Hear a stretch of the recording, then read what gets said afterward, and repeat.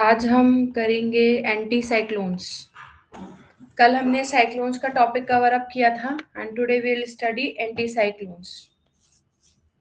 Anti cyclones क्या होता है? It is a reverse of cyclone. हम इसे क्या कहते हैं? Anti cyclone.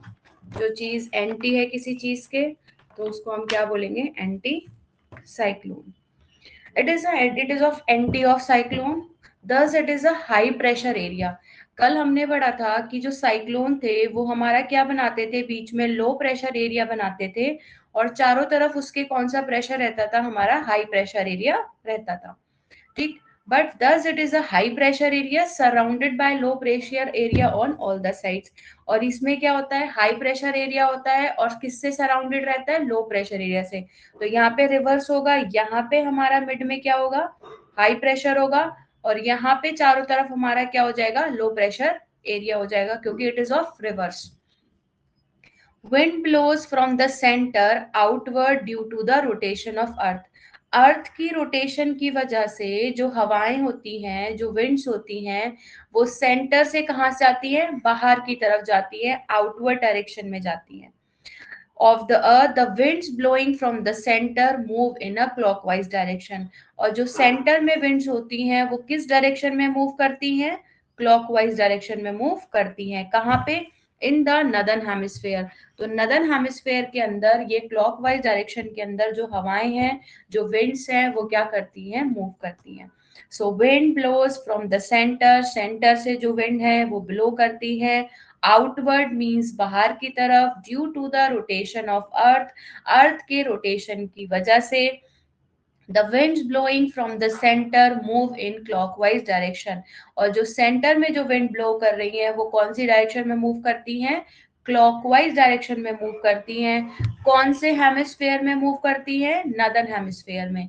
तो नदर्न हेमिस्फेयर के अंदर जो विंड्स होती हैं वो हमारी क्लॉकवाइज डायरेक्शन में मूव करती हैं and anti clockwise direction in the southern hemisphere. और जो सदर्न हेमिस्फेयर होता है उसमें कौन सी डायरेक्शन में मूव करती हैं? एंटी क्लॉकवाइज डायरेक्शन में। The isobars in a anticyclone are more or less circular in shape। हो सकता है या तो वो सर्कुलर शेप में और ज्यादा हो या लेस शेप में भी हो सकते हैं। तो हमने कल पढ़ा था जब साइक्लोन्स थे तो वो सर्कुलर भी थे, इलिप्टिकल पाथ भी फॉलो कर रहे थे। तो एंटी साइक्लोन्स जो होते हैं वो लेस सर्कुलर इन शेप होते हैं, उनकी जो शेप होती है वो सर्कुलर कम होती है। The difference of pressure between the center and area।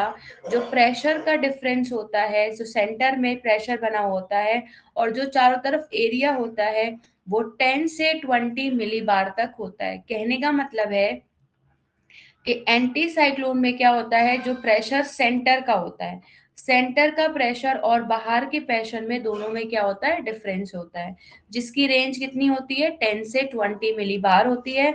But some time it goes up to 35 millibar. पर कभी कभी ऐसे मिली बार तक पहुंच जाती है। Anti cyclones are much temperate cyclones. जो एंटी साइक्लोन्स होते हैं वो ज्यादा बड़े होते हैं as compare to temperate cyclone. कल हमने साइक्लोन दो टाइप के देखे थे, एक टेम्परेट देखा था और दूसरा हमने कौन सा देखा था? Tropical cyclones. जो टेम्परेट रीजन में होते हैं वो टेम्परेट साइक्लोन्स होते हैं, जो ट्रॉपिकल रीजन में होते हैं वो ट्रॉपिकल साइक्लोन्स होते हैं। तो anti cyclones are much larger than temperate cyclone. जो एंटी साइक्लोन्स होते हैं वो ज्यादा बड़े होते हैं as compare to temperate cyclone and their diameter is 75%। और इनकी जो डायामीटर होती है वो कितनी होती है? 75% होती है।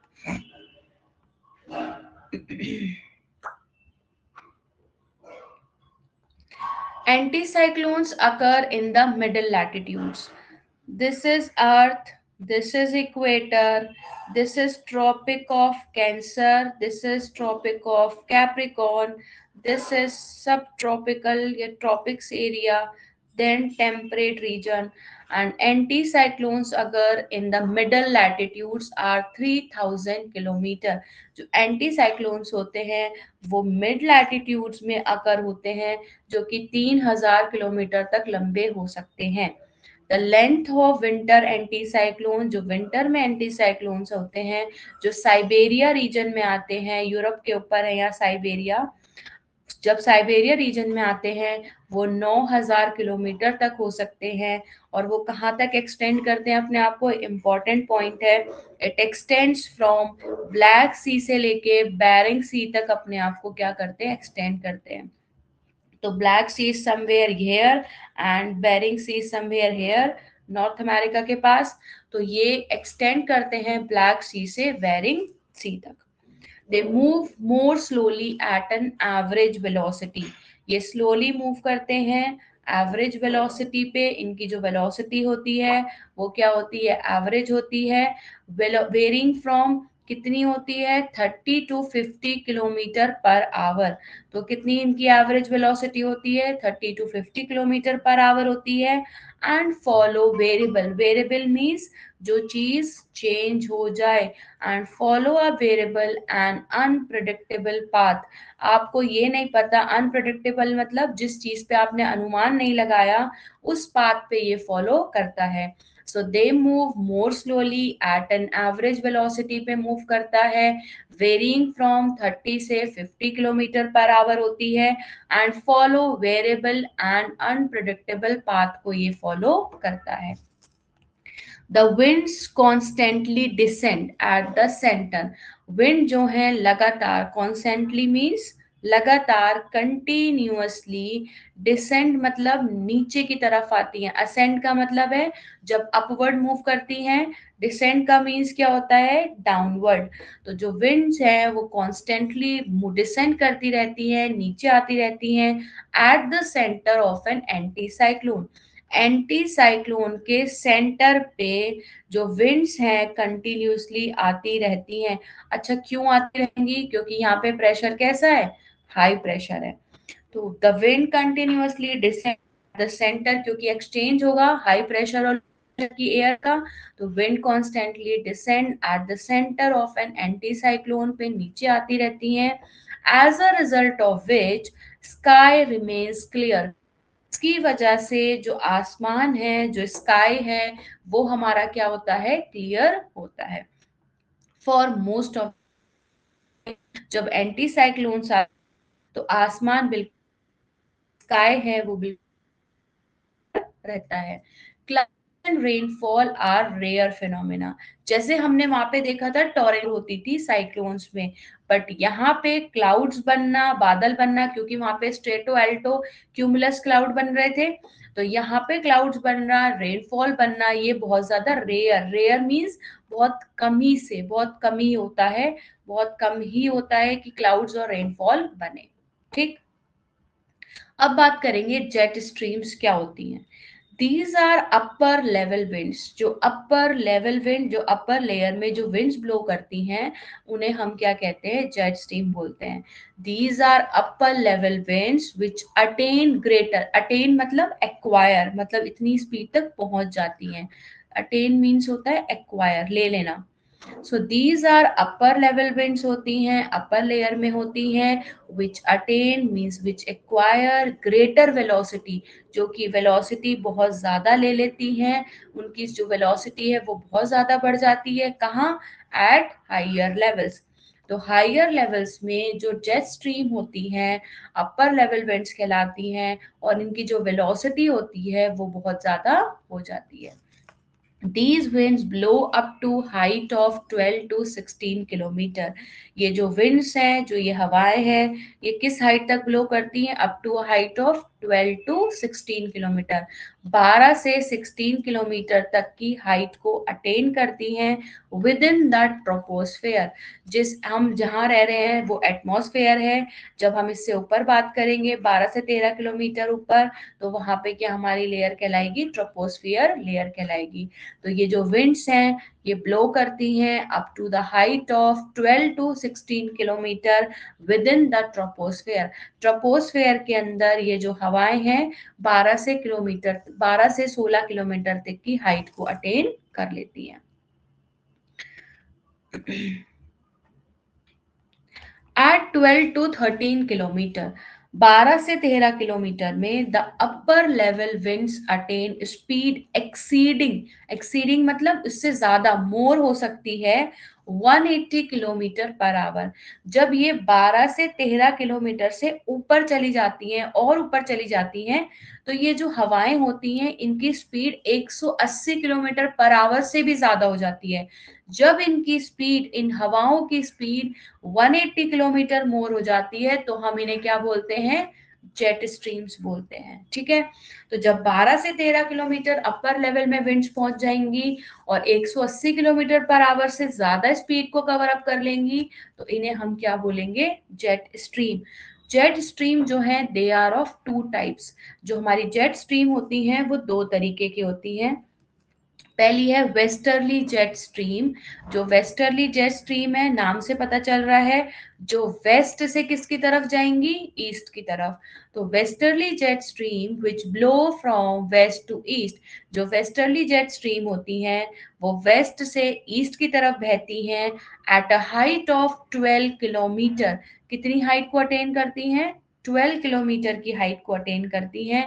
एंड दूसरी होती है हमारी easterly jet stream which blow from east to west. जो ईस्ट से वेस्ट जाएंगी at 13 kilometre above the earth surface. Earth surface के 13 किलोमीटर ऊपर जो हवाएं होती हैं वो हमारी क्या होती है? Easterly jet stream. तो there are two types of jet stream. Westerly jet stream which blow from, कहाँ से बहती हैं? West to east at the height of 12 kilometre. And easterly jet stream जो होती हैं विच ब्लो फ्रॉम, कहाँ से ब्लो करती हैं? ईस्ट से वेस्ट की तरफ at 13 kilometre above the earth surface. Earth surface से 13 किलोमीटर अबव मूव करती हैं। The position of these jet stream changes seasonally. जो इनकी पोजीशन होती है, जहां पे ये प्रेजेंट है, इनकी पोजीशन सीजन्स में क्या हो जाती है? चेंज होती रहती है। मतलब विंटर सीजन में चेंज होती है, जैसे हमने लास्ट क्लास में डिस्कस किया था कि सीजनली कैसे हवाएं ऊपर नीचे शिफ्ट होती हैं, कैसे वो नॉर्थ ईस्ट जो ट्रेड विंड्स हैं वो कैसे अपनी बेल्ट को शिफ्ट करती हैं, ITCZ क्या होता है वो हम डिस्कस कर चुके हैं। तो जो पोजीशंस हैं जेट स्ट्रीम की वो चेंजेस होती है कहाँ? सीजनली, हर सीजन में। The axis of the westerly jet stream. जो जेट स्ट्रीम होती है वेस्टर्ली, उनकी जो एक्सेस होती है, मींस कहने का मतलब है उनकी जो पॉइंट होता है, lies along the southern slope. तो जो वेस्टर्ली जेट स्ट्रीम होती है वो सदर्न स्लोप के पास अलोंग लाई करती हैं, सदर्न स्लोप के अलोंग रहती हैं, उनके साथ रहती हैं। Of the Himalayas in winter. तो विंटर के टाइम पे जो वेस्टर्ली जेट स्ट्रीम होती हैं वो सदर्न स्लोप में लाई करती हैं विंटर के टाइम पे हिमालयाज में। But with the advent of south west monsoon, advent means होता है अराइवल। जैसे ही साउथ वेस्ट मॉनसून आता है, कल हमने बात करी थी, अभी हमारे इंडिया में जो हवाएं चल रही थी विंटर्स में वो नॉर्थ ईस्ट चल रही थी। अब ये जो वेस्टर्न डिस्टरबेंस चल रहा है जिसकी वजह से कभी आप देख रहे हो कभी ठंड हो रही है, कभी हवा तेज चल रही है, तो ये हवाओं का क्या हो रहा है? रिवर्सल हो रहा है।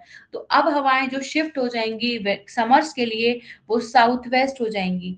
तो इस रिवर्सल की वजह से, but with the advent of south west monsoon, जैसे ही साउथ वेस्ट मॉनसून आ जाता है, साउथ वेस्ट विंड आ जाती हैं, तो it shifts to the north. अब ये किसकी तरफ शिफ्ट हो जाएंगी?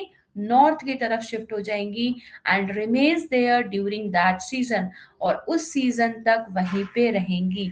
तो कहने का मतलब है जैसे ही साउथ वेस्ट मॉनसून आएगा, साउथ वेस्ट हवाएं आएंगी, वैसे ही ये नॉर्थ की तरफ शिफ्ट हो जाएगी और and remains there during that season. और उस सीजन में जो पूरे आपको पता है पूरे समर सीजन में जो हवाएं होती हैं हमारी कौन सी होती हैं? South west. ठीक, और विंटर में कौन सी होती है? North east. तो easterly jet stream blow to the south 20 degree north parallel.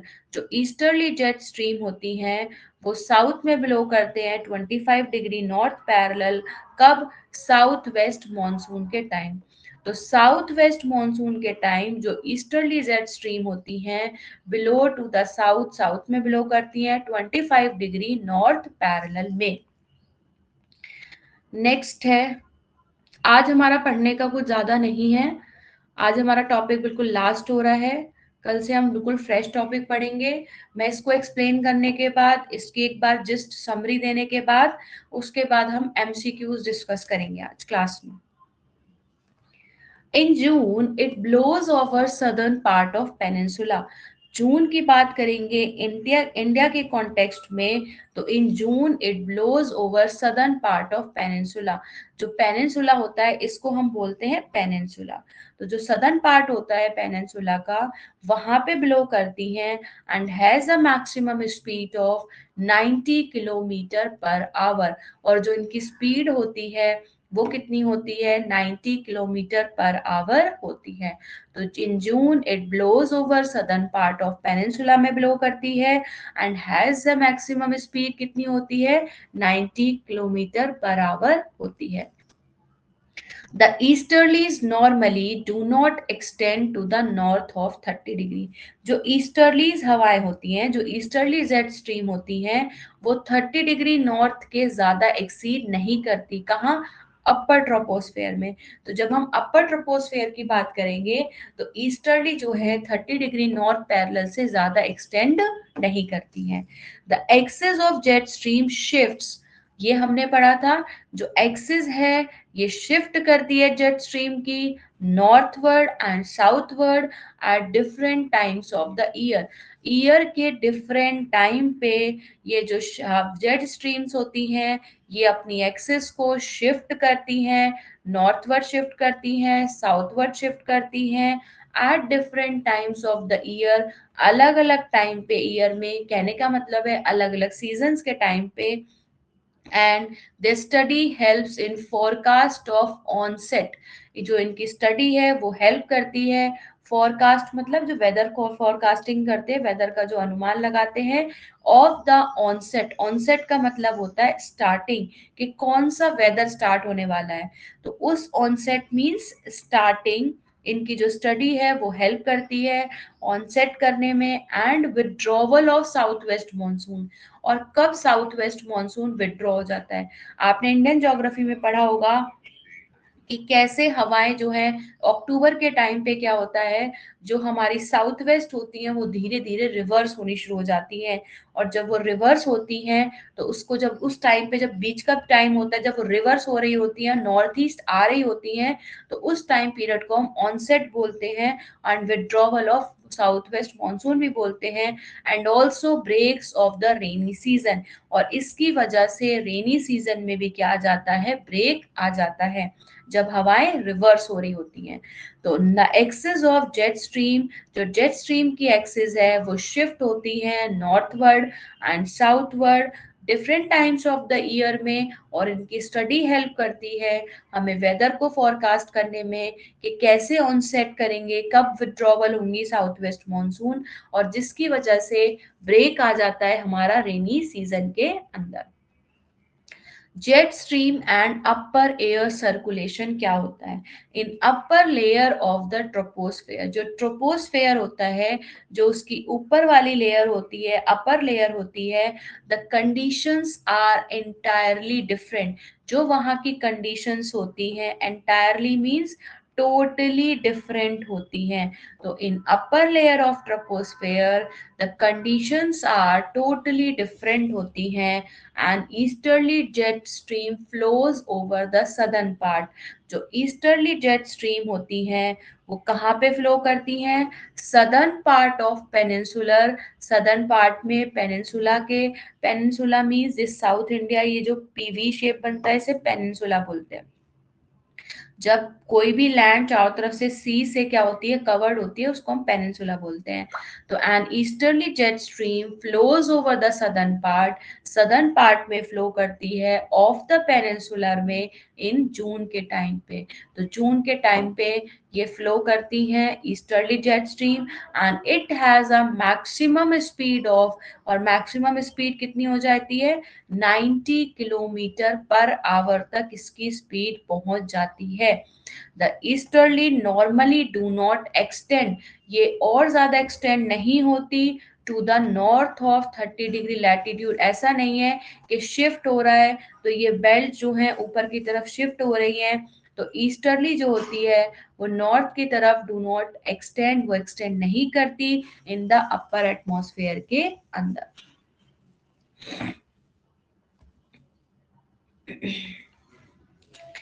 Next is easterly jet stream and tropical cyclones. The easterly jet stream control the direction of tropical depression. कल मैंने बताया था डिप्रेशंस क्या होते हैं। जिस area में जहाँ पे प्रेशर लो हो जाता है, वेस्टर्न डिस्टर्बेंस वाली कंडीशन बन जाती है, उन एरियाज को, उस जगह को, उस पॉइंट को हम डिप्रेशंस भी बोलते हैं। तो जो ईस्टर्ली जेट स्ट्रीम, हीट ज्यादा होती है, yes, the easterly jet stream control the direction of tropical depression. ये tropical depression की direction को क्या करता है, easterly control करता है।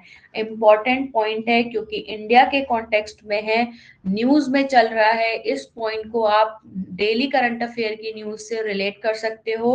The easterly jet stream control the direction of, tropical depressions की डायरेक्शन को कंट्रोल करता है, कहाँ, इनटू इंडिया के अंदर। These depressions affect the distribution of rainfall, और इन डिप्रेशंस की वजह से जो इंडिया का रेनफॉल पैटर्न है वो बहुत ज्यादा क्या हो जाता है, अफेक्ट हो जाता है, उस पर बहुत ज्यादा प्रभाव पड़ जाता है। तो रेनफॉल में क्या आ जाती है, कमी आ जाती है। The highest rainfall occurs along the track of these depression, और जहां पे ये डिप्रेशंस होते हैं इनके ट्रैक पे सबसे ज्यादा क्या पड़ती है, हाईएस्ट रेनफॉल पड़ती है, बहुत ज्यादा बारिश पड़ती है। तो highest rainfall occur along the track of these depression, in depression के ट्रैक पे क्या पड़ती है, बारिश पड़ती है। The frequency eight which these depression visit India, जिस फ्रीक्वेंसी से, मतलब जिस तेजी के साथ ये डिप्रेशन इंडिया में आते हैं, देयर डायरेक्शन एंड इंटेंसिटी, इनकी जो दिशा होती है, डायरेक्शन होती है, इंटेंसिटी मतलब कितने ज्यादा स्ट्रेंथ के साथ आ रहे हैं, कितने ज्यादा अपने साथ डिस्टर्बेंस और लेके आ रहे हैं, कितनी इंटेंसिटी है इनके अंदर, all go a long way in determining in their rainfall। और सब चीजें जो डायरेक्शन है, इनकी इंटेंसिटी है, कितनी इंटेंसिटी के साथ आ रही है, ये सारी चीजें क्या डिटरमाइन करता है, क्या पता बताता है, उनके रेनफॉल पैटर्न से। तो आपको ये बात पता चल गई होगी, जब डिप्रेशन जो है किस फ्रीक्वेंसी के साथ आते हैं, जब इंडिया में आते हैं, जब साइक्लोनिक डिस्टरबेंस आते हैं या एंटी साइक्लोनिक डिस्टरबेंस आते हैं, वो इंडिया के अंदर उसकी जो रेनफॉल होती है, उसके रेनफॉल के पैटर्न को बताते हैं, रेनफॉल के पैटर्न को डिटरमाइन करते हैं। कब डिटरमाइन करते हैं, सीजन का नाम भी है during the south west monsoon period. South west monsoon period के टाइम पे ये डिटरमाइन करते हैं वहां की रेनफॉल को। अब मैं यहाँ से जितना अभी आज पढ़ाया है, पहले मैं इसका क्विक रिव्यू देती हूँ, देन उसके बाद हम क्वेश्चन डिस्कस करेंगे आज।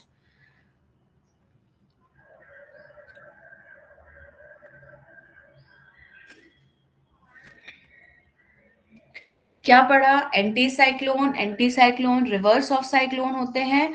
It's of anti of cyclone, cyclone के एंटी है। इट्स हाई प्रेशर एरिया होता है जो सराउंडेड होता है लो प्रेशर एरिया से, चारी तरफ से, चारों साइड से। Wind flow from the centre outward due to the rotation, rotation की वजह से, हमने कल पढ़ा था, रोटेशन की वजह की जो साइक्लोन होते हैं उनमें लो प्रेशर होता है और चारों तरफ क्या होता है, हाई प्रेशर होता है। तो wind blow from the centre outward due to the rotation of earth, rotation की वजह से जो विंड है वो ब्लो करती है, and wind blowing from centre से मूव करती है क्लॉकवाइज डायरेक्शन में नदर्न हेमिस्फेयर के अंदर, एंटी क्लॉकवाइज डायरेक्शन में सदर्न हेमिस्फेयर के अंदर जाती है। आइसोबार्स जो होते हैं एंटी साइक्लोन में, वो लेस सर्कुलर शेप में होते हैं। जो प्रेशर होता है वो डिफरेंट होता है, सेंटर में अलग होता है, जो एरिया सराउंडेड होता है उसमें अलग होता है। एंड रेंजेस बिटवीन, कहाँ तक पहुंचता है, 10 से 20 MB तक पहुंचता है, 10 to 20 मिलीबार, और सम टाइम कभी कभी ऐसा होता है 35 MB तक भी पहुंच जाता है। जो एंटी साइक्लोन्स होते हैं वो लार्जर होते हैं as compare to temperate cyclone, इनकी जो डायमीटर होती है वो 75% तक होती है। Then anti cyclones occur in the middle latitudes. जो एंटी साइक्लोन्स होते हैं वो मिडिल लैटिट्यूड्स में होते हैं, जो कि 3000 किलोमीटर लंबे तक होते हैं। जो लेंथ होती है विंटर एंटी साइक्लोन की साइबेरिया के अंदर, वो 9000 किलोमीटर तक पहुंच जाती है। कहने का मतलब है ब्लैक सी से बेरिंग सी तक पहुंच जाती है। तो 9000 किलोमीटर इनकी क्या होती है, लेंथ होती है विंटर के टाइम पे। ये धीरे धीरे मूव करते हैं। जो इनकी एवरेज वेलोसिटी होती है वो 30 से 50 किलोमीटर पर आवर होती है। और इनका जो पाथ है, जो पैटर्न है, वो चेंज होता रहता है। और ये अपने अनप्रिडिक्टेबल पाथ पे कि डायरेक्शन इनकी हमेशा क्या हो जाती है, चेंज हो जाती है। तो ये अनप्रिडिक्टेबल पाथ पे क्या करते हैं, फॉलो करते हैं। The wind constantly descend at the centre. जो विंड है वो लगातार कॉन्स्टेंटली डिसेंड करती रहती है, डाउनवर्ड आती रहती है एंटी साइक्लोन्स में। जब ये डाउनवर्ड आती है, इससे ये पता चलता है जो हमारा स्काई है वो क्लियर है ज्यादातर टाइम के लिए। Clouds and rainfall are rare phenomena. यहाँ पे बादल कम बनते हैं जिसे साइक्लोन्स में बनते थे, बट एंटी साइक्लोन्स में बादल कम बनते हैं, बारिश कम बनती है। Jet stream, these are upper level winds होती हैं विच अटेन ग्रेटर वेलोसिटी को अटेन कर लेती हैं जब हायर लेवल्स पे पहुंच जाती हैं। ये विंड्स जो है अप टू हाइट टू 12 से 16 किलोमीटर तक होती हैं ट्रोपोस्फेयर के अंदर।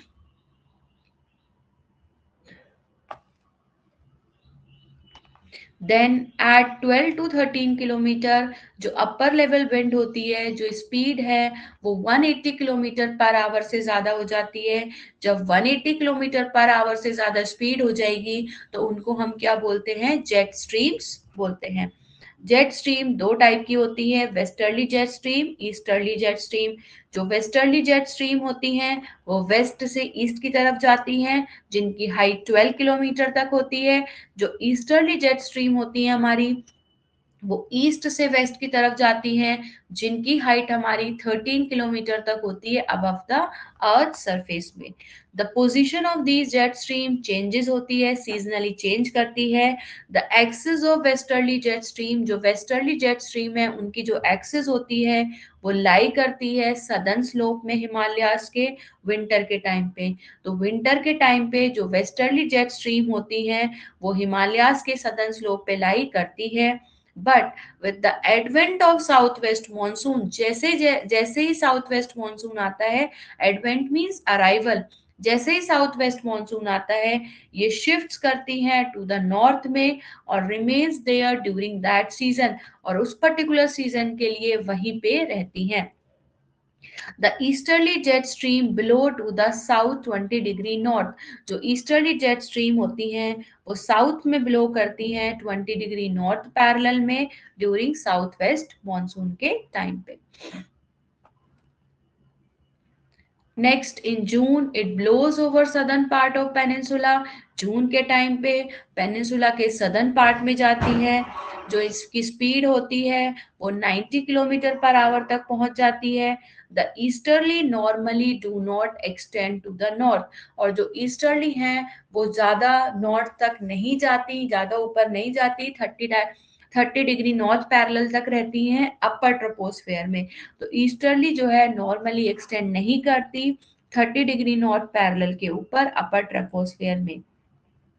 The axis of the jet stream, जो जेट स्ट्रीम की एक्सिस होती है वो नॉर्थवर्ड शिफ्ट करती है एंड साउथवर्ड नीचे की तरफ शिफ्ट करती है डिफरेंट टाइम्स पे, डिफरेंट सीजन में। और उनकी स्टडी हेल्प करती है कि हमें फोरकास्ट करने में, starting and withdrawal of south west monsoon में, and also breaks of the rainy season, और रेनी सीजन के ब्रेक में भी हेल्प करती है।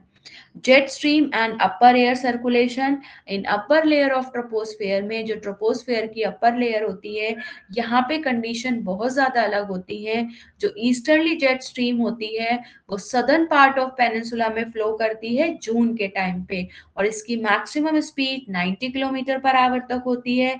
जो ईस्टर्ली होती हैं वो एक्सटेंड नहीं करती 30 डिग्री नॉर्थ लैटिट्यूड तक इन द अपर ट्रोपोस्फेयर के अंदर। Easterly jet stream and tropical cyclones. जो ईस्टर्ली जेट स्ट्रीम होती हैं control the direction of tropical depression. जो भी ट्रॉपिकल डिप्रेशन बन रहा है उसकी डायरेक्शन को कंट्रोल करती है इंडिया के अंदर, and these depression effects the distribution of rainfall, और ये डिस्ट्रीब्यूशन ऑफ रेनफॉल को इफेक्ट करता है। The highest rainfall occur along the track of these depression. सबसे ज्यादा बारिश पड़ती है इस ट्रैक पे, इस डिप्रेशन में। The frequency eight which these depression, किस फ्रीक्वेंसी के साथ ये डिप्रेशन शो करते हैं, इनकी डायरेक्शन, इनकी इंटेंसिटी, कितनी तेजी से आ रहे हैं, कितनी इंटेंसिटी है, वो सारी हमारी रेनफॉल पैटर्न को डिटरमाइन करती है and during the south west monsoon period में। ये हमारा सारा था। अब मैं क्वेश्चन डिस्कस करूंगी, ठीक है।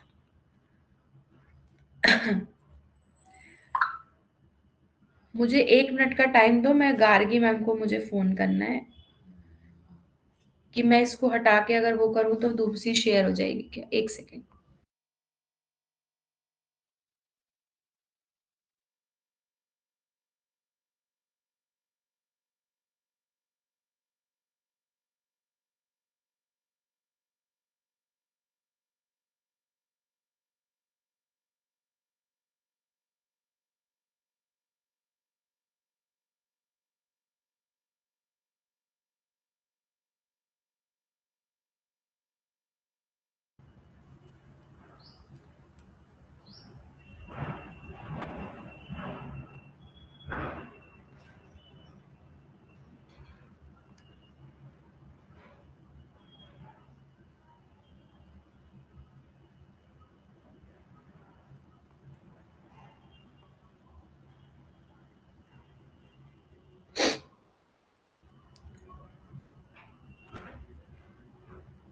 बेटा कर दी सेव मैंने, कर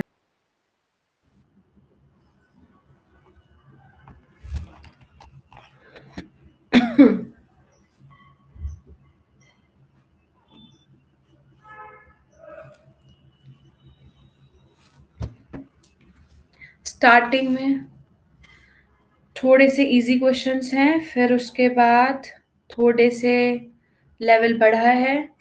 सो फर्स्ट क्वेश्चन है, 1 सेकेंड और दो मुझे।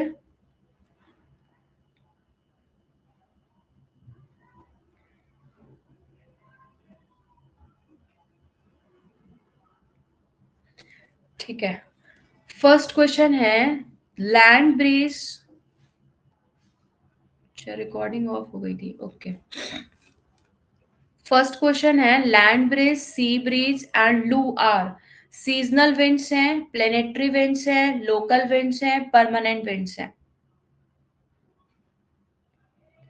B planetary wind, C local winds, B planetary winds. Planetary winds है।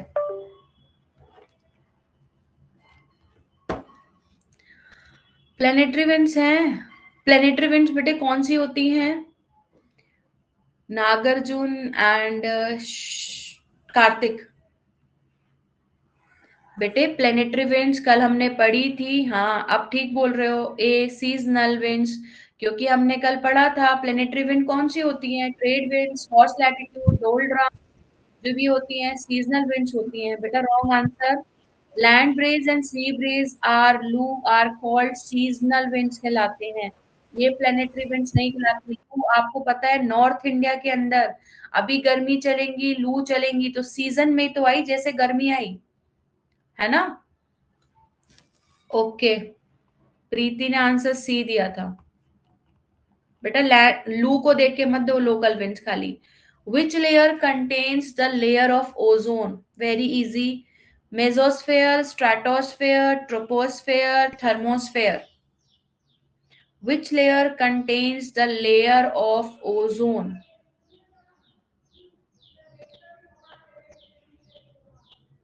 नहीं, नागार्जुन नो। प्रीति राइट, स्ट्रेटोस्फेयर। ट्रोपोस्फेयर में तो बेटा एटमॉस्फेयर से जब हम 13 किलोमीटर तक जाते हैं यहां तक हमारा ट्रोपोस्फेयर होता है। ये भी हम क्लास में डिस्कस कर चुके हैं। ट्रोपोस्फेयर होता है जिस लेयर में हम रहते हैं, वो एटमॉस्फेयर होता है। एंड 30 किलोमीटर के बियॉन्ड जो होता है वो हमारा स्ट्रेटोस्फेयर होता है, जहाँ पे मैम आई हमारे will confuse ma'am. But I am the English people, What? but you are told in the Hindi, ma'am. Okay, you are English. अच्छा, you are South Indian, no? You Yeah, are from Tirupati, South? ma'am. Yeah, yes, ma'am. Tirupati. Andhra. Okay, you are not getting, but आप मुझे class में पहले बोल देते. चलो, I will remember it from the next time. Which layer contains the layer of ozone? Mesosphere, stratosphere, troposphere, thermosphere, stratosphere. Try to answer it. Everyone, answer अपने सब लिखना. Okay. I will use both the language, English and Hindi. Okay, fine. Next question Yeah, yes, is ma'am. R. Fine, ma'am. Okay, okay, beta.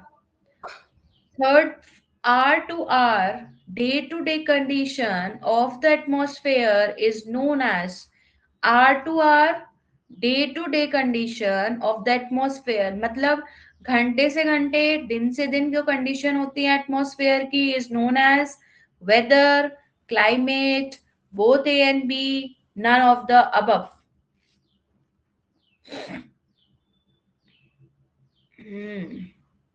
Right. Karthik, you are wrong. Now you are right.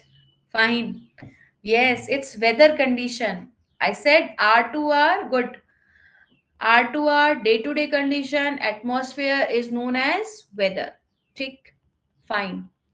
The trade winds, westerlies and easterlies, मैंने पहले वाला का भी था. अच्छा ठीक है, मैं देख रही हूँ बच्चे, देख रही हूँ, कोई नहीं. The trade winds, westerlies and easterlies are called as permanent winds, seasonal winds, local winds, none of the above.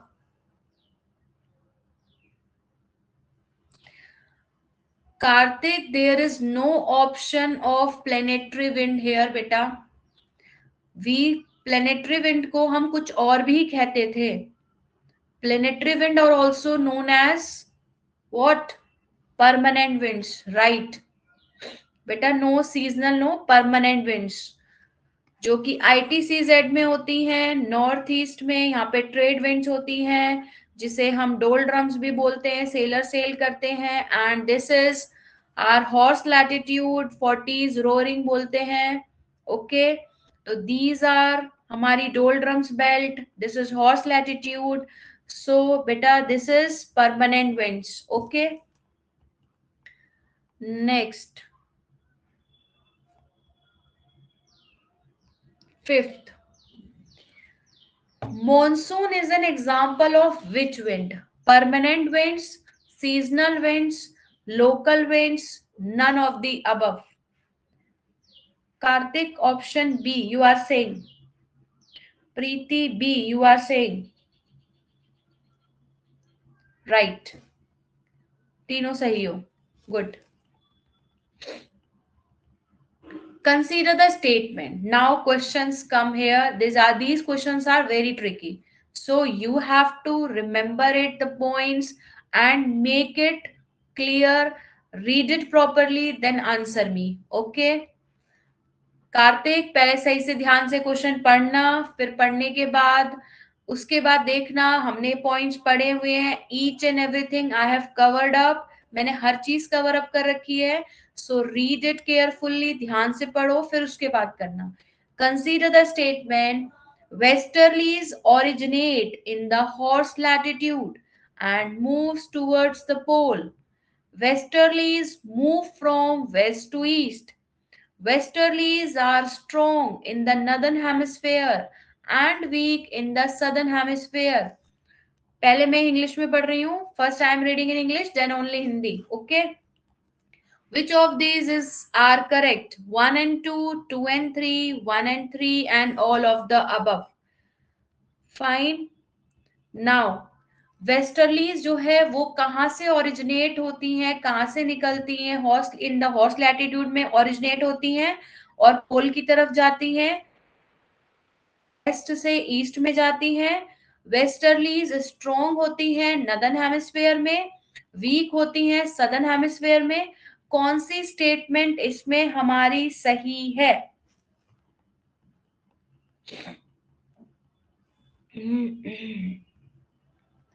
Preeti is saying B. B. B means 2 and 3. Okay. Karthik is saying 1 and 2. 1 and 2 means A. Nagarjun is saying B.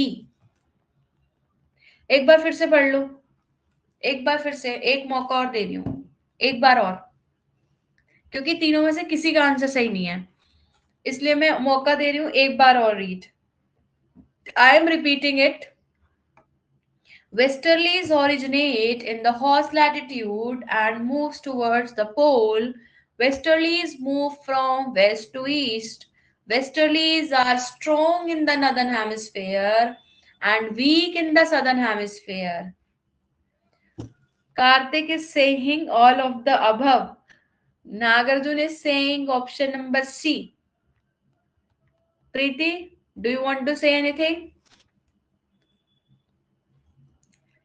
Chat box में option डाल दो बेटा अपना.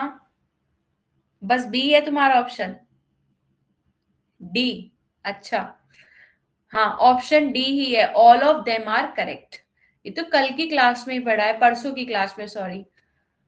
कार्तिक तुम तो मत कर, तुमने तो अटेंड की थी ना, है? चलो कोई नहीं, it's okay. All the options are correct.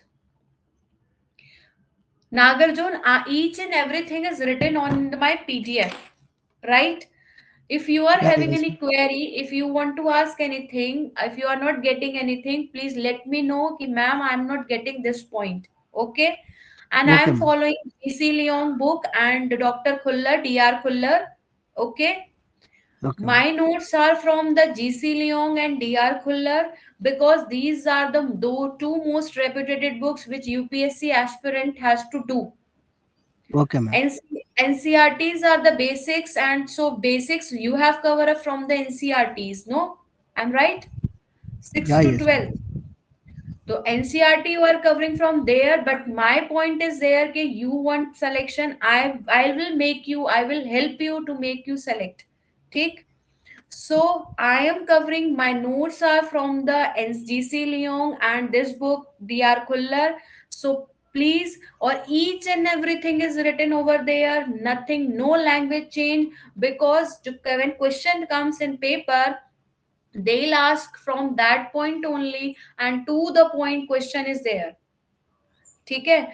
And जब that questions come, we don't understand ke what this is this, because I'm using in class, I'm using standard language. No, this is, that's why my PDF is having this, these words ascent, descent, advent, because when paper comes we don't remember the words क्योंकि we are not habitual of that words, no keywords.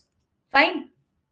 So make it clear, my class is open. If you want to ask anything, any query related to anything, I will make you understand, and that's all from my side.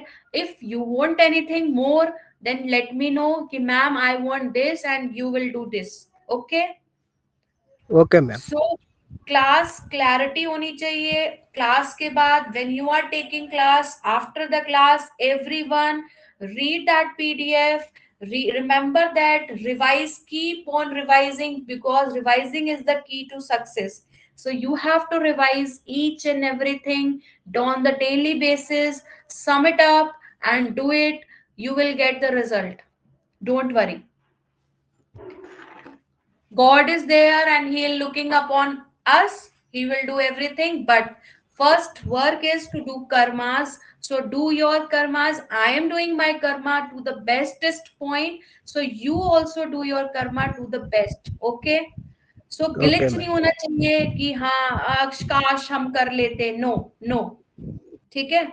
So do it properly, whatever you are doing. Now, next question is 7th. Which of the following factors affect the generation and flow of equatorial westerlies? कौन से factors हैं जो generation and flow of equatorial westerlies को effect करते हैं? Movement of intertropical convergence zone, जिसे हम ITCZ कहते हैं, ITCZ के मूवमेंट की वजह से, कोरियोलिस फोर्स जो होता है, जो मिनिमम फोर्स होता है इक्वेटर पे, this force is absent, we have read it. A poles it is maximum. So Coriolis force goes due to the rotation of earth. Which of the option above are correct? आपने ये बताना है. एक बार मैं हिंदी में फिर read कर देती हूँ. Which of the following factors, कौन से फैक्टर्स हैं जो generation and flow of equatorial westerlies को इफेक्ट करते हैं. Inter tropical convergence zone, Coriolis force cause due to the rotation of earth. Which of the following above are correct, कौन से इसमें करेक्ट है. 1, 2, बोथ 1 and 2 या none of the above. What do you want to say? मैं question एक बार फिर से revisit करा देती हूँ. Let's see it. Karthik is saying C, both 1 and 2. Preeti is saying D, none. No. Preeti is saying both. And Nagarjun, what you are saying, beta? 1. Only 1. No. Both two of them are correct. Movement of ITCZ and Coriolis force caused due to the rotation of the earth. ठीक. Next question. Move on to next question. Which of the following combinations are true? Wind that blow constantly throughout the year in a particular direction, उनको हम local winds कहते हैं. कौन सा combination true है? Winds that change their direction in different season, जो हवाएं अपनी direction को change करती हैं different season में, seasonal winds. Winds that blow only during a particular period में blow करती हैं, दिन में, year में, day और year in a small area, उन्हें हम permanent winds कहते हैं. Which of the winds are correct here? Option is 1, 2, 1, 3, 2, 3.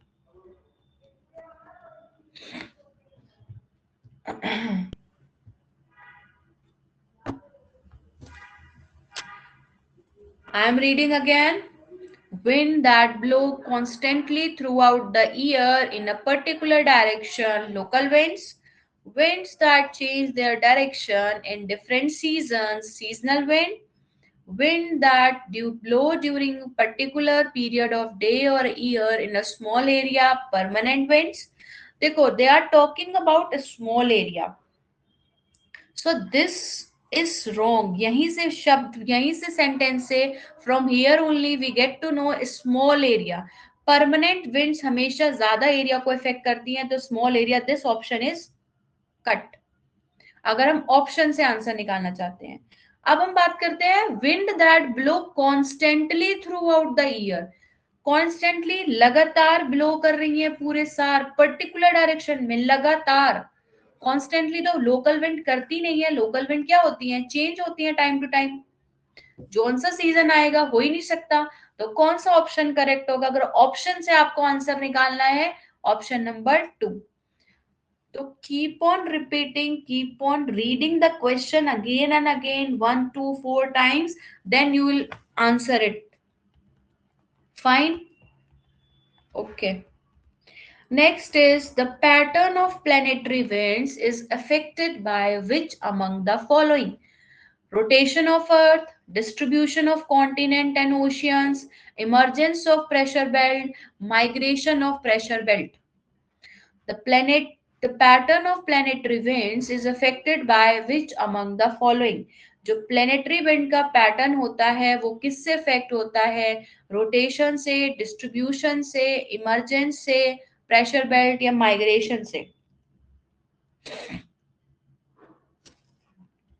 Okay, which is true? Here is the point, no? Which is true? 1 and 2, 2 and 3, all of the above, none of the above.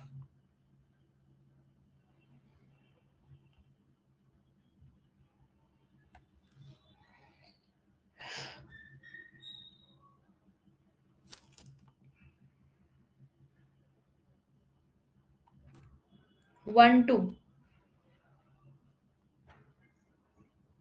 नहीं, all of the above. Yes, planetary winds is affected by the pattern of planetary wind, rotation of Earth. We have read it. Distribution of continents and oceans. We have also read it in the oceans chapter. Emergence of pressure belt. जो pressure belt आती है, shifts होते हैं. We have read it. Migration. Emergence means origin. From where they are origin, कहाँ से बनी है pressure belt. Migration. They are shifting. Yes, चारों चीजें affect करती है. चारों चीजें हमने डिस्कस की हैं. Option all of the above. Option ये रहा यहाँ पे. I have shown you this 1 2 2 3 and all of the above, none of the above. तो option is C, all of the above. Consider the following statement. The low pressure area is associated with cloudy sky and wet weather. High pressure is associated, means linked with clear and sunny sky. Which of the following is true? One and one, only one, two, both one and two, none of the above. Low pressure area जो है वो cloudy sky होता है और weather wait होता है. High pressure जो है वो क्लियर और सनी स्काई होता है. तो कौन सा असर्शन यहाँ पे हमारा ट्रू है?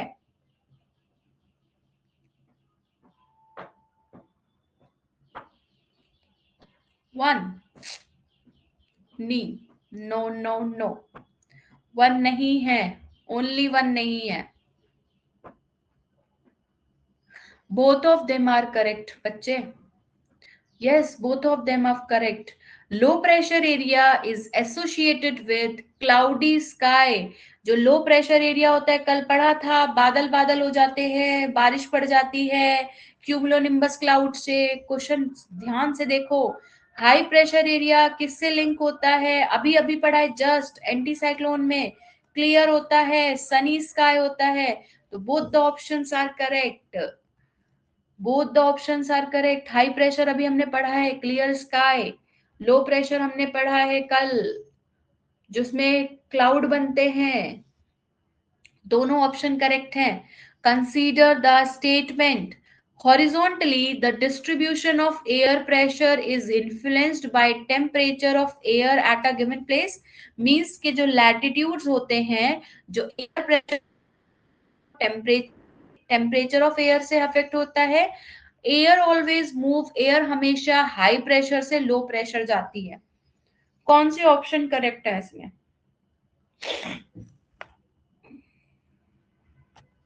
One, only one, only two या C? Both. Both. Yes, both. Right. Horizontal distribution of air pressure is influenced by temperature at a given place. और एयर हमेशा high, air always moves from high pressure से low pressure. So both the statement are correct here. Okay. Next, consider the following local winds and their location in which they blow. Location है और कैसे blow करती हैं, इनकी conditions को हमें देखना है. जो हरमटन होती है, harmattan central and west Africa में होती है. गिबीली लीबिया में होती है. चिन्हुक नॉर्थ अमेरिका में है. Which of the above are correctly matched?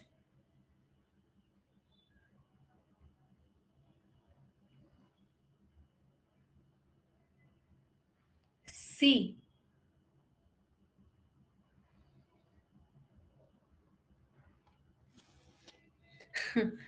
तो कम आ रहा है क्योंकि मैं सोचा सी बार बार बोल रहा है. सी. अच्छा, all of the above.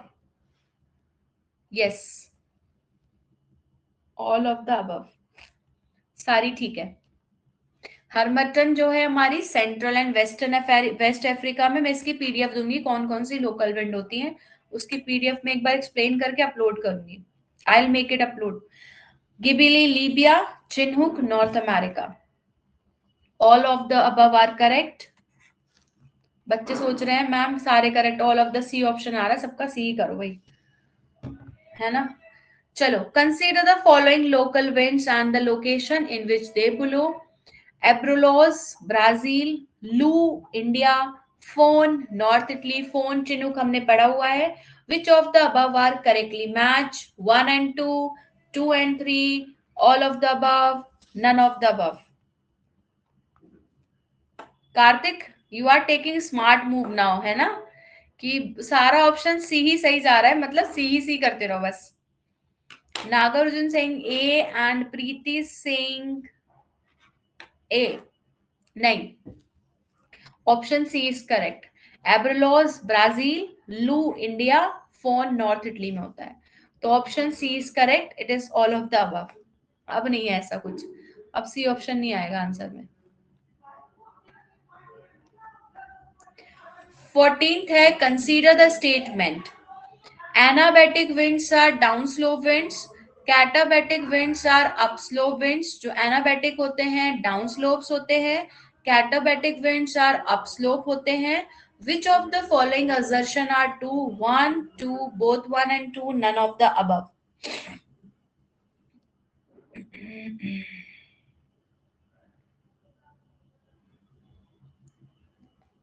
C नहीं, B no, उल्टा है. None of the above option है.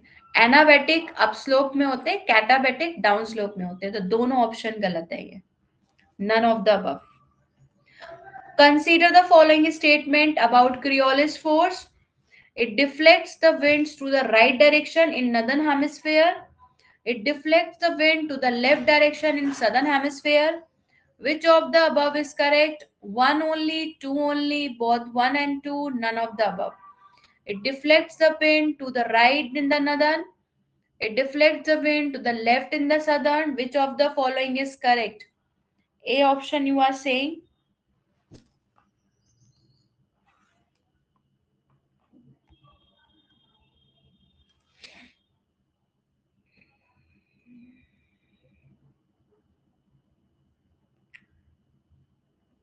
Preeti, do you want to say beta answer?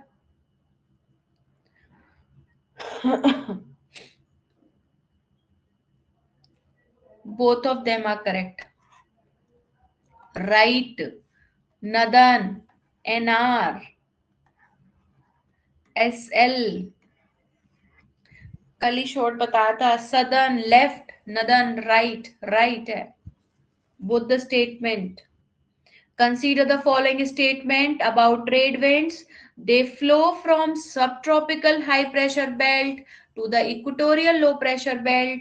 Next is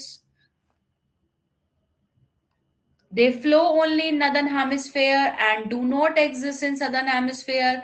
खाली northern hemisphere में flow करती हैं, southern hemisphere में exist नहीं करती हैं. Which of the following is option is correct?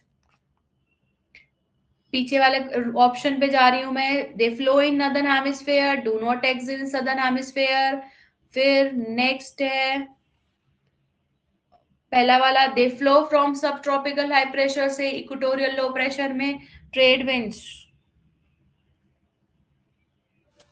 Yes, option A is correct. Only one.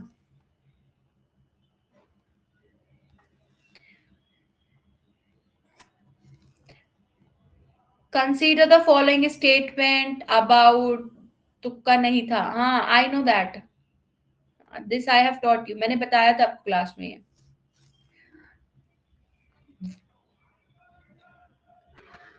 Consider the following statement about westerlies. They flow from subtropical high pressure belt to subpolar low pressure belt in both the hemisphere. Subtropical से subpolar में जाते हैं दोनों hemisphere में. They are known as roaring 40s, furious 50s in the northern hemisphere due to their high speed and sound. Which of the above are true? 1, 2, both 1 and 2, none of the above. 17th. 20 questions are there only. 17.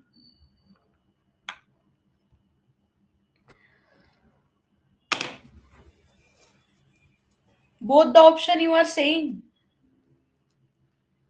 C, none, both.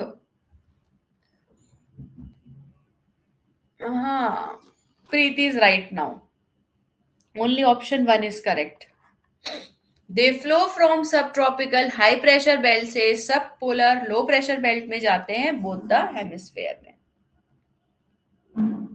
Consider the following statement regarding the polar winds. They flow from polar high pressure belt to subpolar low pressure belt in both the hemisphere. मतलब ये high pressure belt से low pressure belt में जाते हैं दोनों hemisphere में, और they are responsible for causing blizzard, cause करते हैं. Which of the following is correct?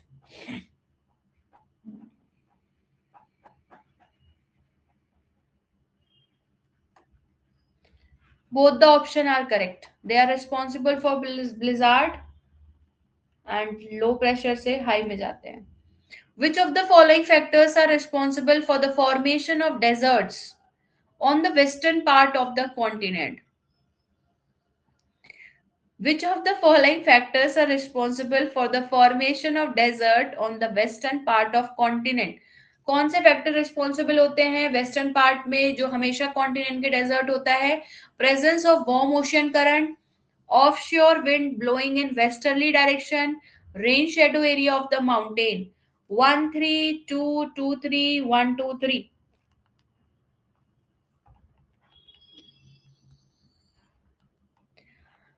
Please इसका आंसर गलत मत बताना.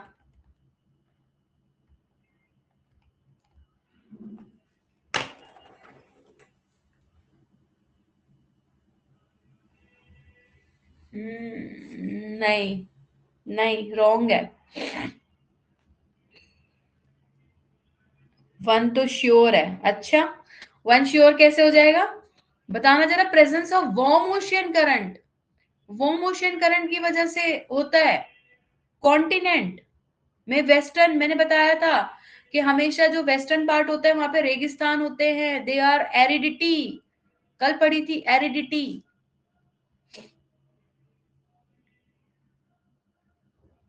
2 3. नहीं बेटा, रेन शेडो एरिया से कोई फर्क नहीं पड़ता ना. वेस्टर्न पार्ट की बात कर रहा है. रेन शेडो एरियाज वो होते हैं जैसे पहाड़ है, हवा टकराएगी, यहाँ पे बारिश पड़ जाएगी. Sorry, I'm sorry. See, this is mountain and air is coming here. So this air is lifted up. Cloud formation of cloud take place. There is precipitation and windward side, and this is leeward side. Leeward side has a aridity, but this coast is not aridity. No, this is western. The continent is offshore winds blowing in westerly. Offshore winds होती हैं westerly में. मैं ये कह रही हूं बार बार PDF revise कर लो everyone, क्योंकि हर एक चीज क्वेश्चन की लैंग्वेज तक पीडीएफ में एज इट इज लिखी हुई है. प्लीज बच्चों रिवाइज कर लो. ठीक है मैम. अब रिवाइज कर लो, क्लास लोगे, रिवाइज करोगे, सब हो जाएगा. आए तो आंसर्स हैं. ठीक है, देखो. With reference, last question but not the least. With reference to ocean currents and their locations, consider the following pair. Bangula current, South Atlantic Ocean. Agulhas current, Southwest Indian Ocean. Canary current, North Atlantic Ocean. Which of the pair is correct? Please अब wrong मत बताना. अब देखो, currents ऐसे पढ़ाइए बिल्कुल exact. Atlantic में ये करंट होती है, इंडियन में ये करंट होती है. हर एक करंट की स्पेसिफिक क्वालिटी बताइए. तो प्लीज जरा देख के आंसर बताना कौन बता रहा है आंसर इसका. Nagarjun is saying B, Agulhas current. बेटा ऑप्शन नहीं है प्रीति, 2 3 नहीं है. इस 3 में से आपको एक सेलेक्ट करना है बस. एक मिनट वेट, आई थिंक है. एक सेकेंड वेट. हाँ है ऑप्शन, सॉरी.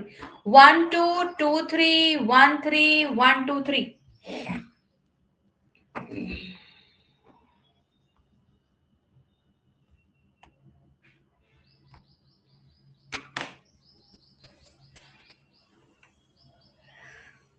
कार्तिक तुक्के लगा रहे हो बेटा तुम। 2 3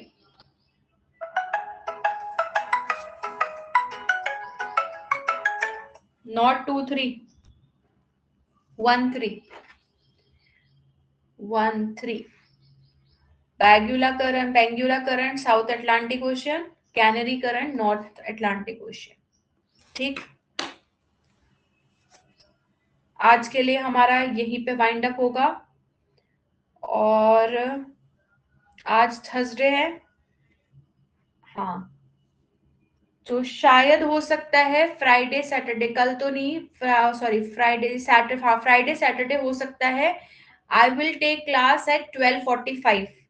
मैम विल इन्फॉर्म यू कि I will take class at 12:45, क्योंकि मंडे ट्यूसडे वेनेसडे थर्सडे होती है हमारी 4 दिन क्लास। ठीक है, तो if I will take class at 12:45 tomorrow, then I will start new topic. Okay, okay ma'am. so please make sure that कोई भी चीज, nothing I am giving from out of the syllabus, out of the context, जो class में पढ़ा रही हूं मैं, whatever I am teaching in the class, I am giving based on that MCQs. When you will mug up everything, when your brain, everything goes in your brain, then I'll start from higher difficult questions. These are from the back years question, where in 2011-12 these are questions come from simple language. You will have your test series and each and everything. If you are having any problem, please ask me. ठीक है, so tomorrow if I have in class 12:45 I will start my new topic. ठीक है, till then take care, God bless you all.